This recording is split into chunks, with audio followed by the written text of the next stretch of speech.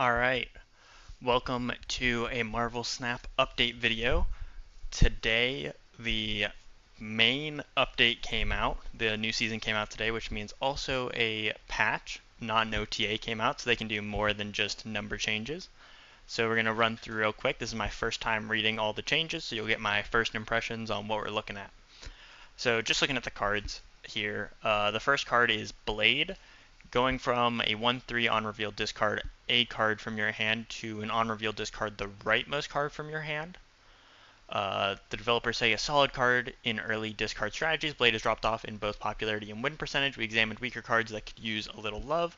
We're thinking about ways we could give a little push to some discard synergy decks like Hela, Ghost Rider Swarm, and of course Apocalypse. Because Blade is a card players acquire early on, a change accomplishing both of these goals needed to be a clean and simple. We think this fits the bill. It might not be enough to breathe new life into the Daywalker, but we like to see the opportunity for small changes with the potential to have some interesting waves. So this is an interesting one. Assuming Blade is in your hand, let's say you have him turn 1, this is actually really good because that means because it's the rightmost card, it's the card you just drew. So if you just draw Apocalypse, you can immediately Blade and then like Lady Sif on turn 4 or something, hypothetically.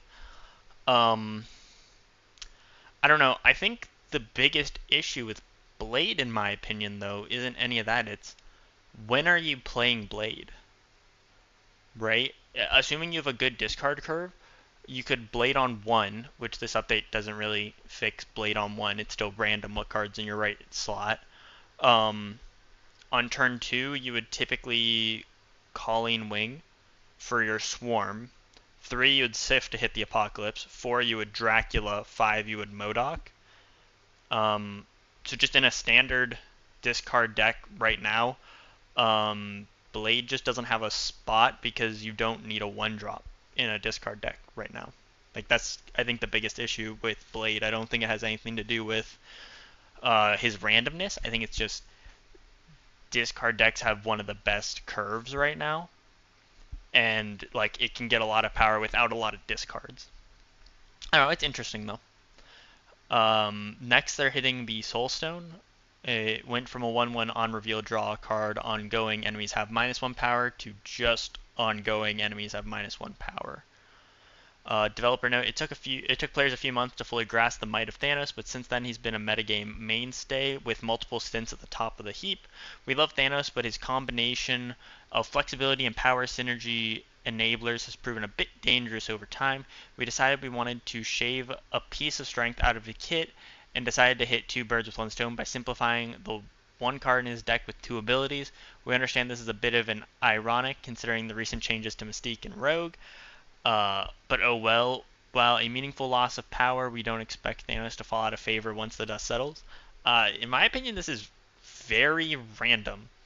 I think Thanos took a big hit when Spider-Man got its rework, and I personally haven't been seeing many Thanos decks besides like the Destroy Thanos deck, which that deck I guess did get hit by this because you would have played the stone for the draw card, not really for the -1 since you would kill it with Killmonger. It's just weird that they would hit Thanos when he's not that strong, and it is also ironic that they made the changes to Mystique and Rogue pretty much specifically for Soulstone, and now Soulstone doesn't have the ability. I assume future cards will have a combo ability, but it is funny to see that. And not a lot to really think on there. It's just interesting, kind of weird change. Next is Spider-Ham.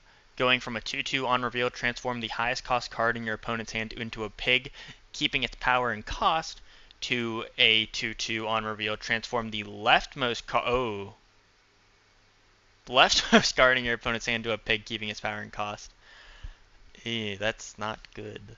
As we mentioned in an OTA that adjusted Spider-Ham from a 1/1 to a 2/2, we weren't happy with how damaging its effect was to a few of our cooler 6-cost cards, especially Apocalypse. Okay. However, we liked that Spider-Ham hit a solid sweet spot of disruption without fully denying you the card, and even had some risk due to Destroyer and Infinite. This change aims to retain those positive elements without applying it exclusively to higher cost cards, and also makes the effect a lot easier to play around if you suspect Peter Porker might be paying you a visit.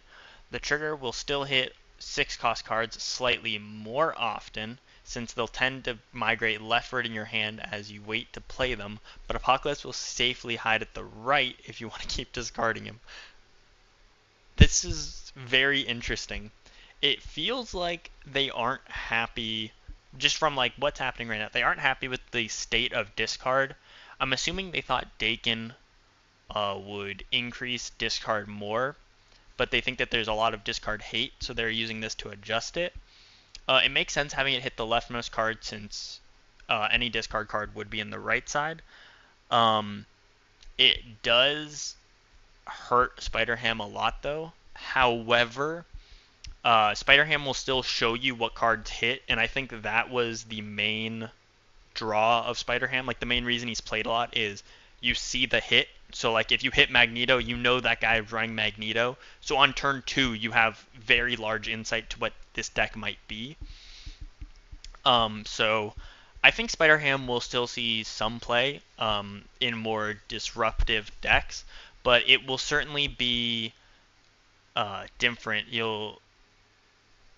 Hard to even say bad. I think it'll still just be like a better Iceman, is essentially how to view Spider-Ham, which is good. I mean, it certainly hurt when you had a nice 6-drop in your hand and then Spider-Ham came in and ruined it. So it'll be fun to have him work differently, that you do have more play around. Looking into Arrow, though, yeah, okay, whatever. The old stuff for Snowguard, it was stuff that did things. It didn't really work 90% of the time. The new stuff is, on reveal, add the Hawk and Bear auras to your hand. Interesting. Then the Hawk, on reveal, is now a 2/3. They're both now 2/3s instead of 1/2s. On reveal, ignore all location abilities until the end of next turn or the game. Okay. Bear 2/3 on reveal, trigger the effect of this location. So that's good. Developer notes. It feels like every patch includes at least one wacky unexpected card change these days, so here's one for today. Snowguard has turned out to be a largely unsatisfying card for players. Oh shoot, she might be good with Collector, sorry. Posting poor stats on both popularity and actual wins. Our goals for Snowguard were to create a novel tool for hot and featured locations that might also see some play in Conquest decks looking to surprise the enemy, but we fell short. In revising the design, we aimed to make her stronger, both granting the Hawk and Bear is more total power on curve and decrease the variance around whether either is useful. 2, give her deck building identity. A few decks, and more to come, already care about adding material from outside of your starting hand or starting deck to your hand. And 3, reduce confusion. Results weren't matching intuition around the Hawk, so we extended the window to start after it resolves. What? We extend the window to start after it resolves. We also added text clarifying the effect won't last through the end of the game, even if your Hawk is on the final turn. Ignore all until the end of next turn or the game.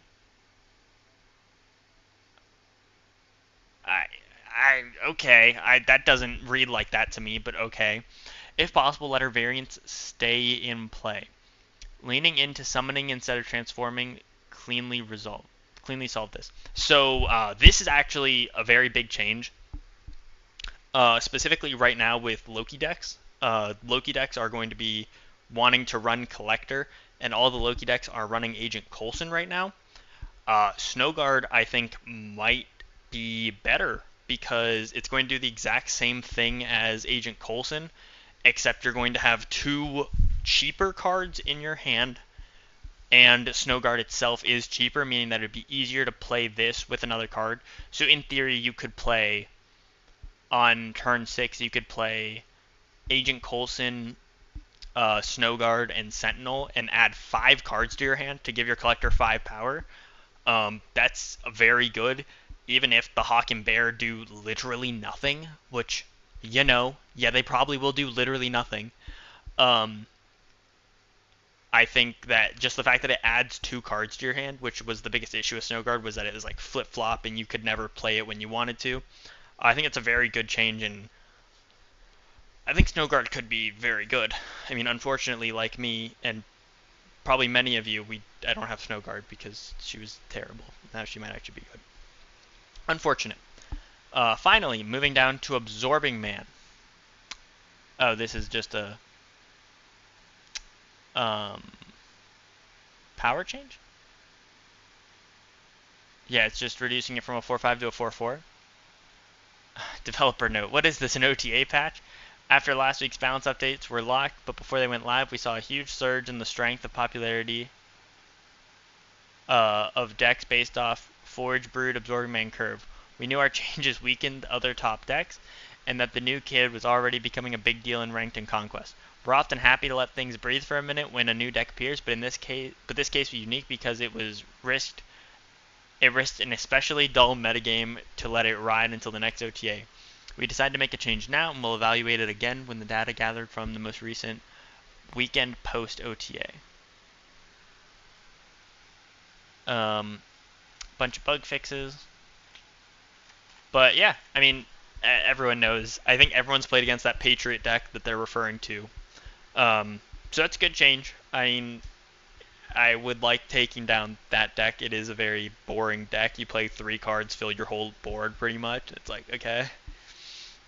There's also not a whole lot of counterplay since it would likely... They dodge Shang pretty well. You would have to lose priority, then Enchantress the Patriot, but then also still have enough power in other lanes to beat it. It was just kind of an annoying deck. But, I mean, they see that, they hit it, which is good to see.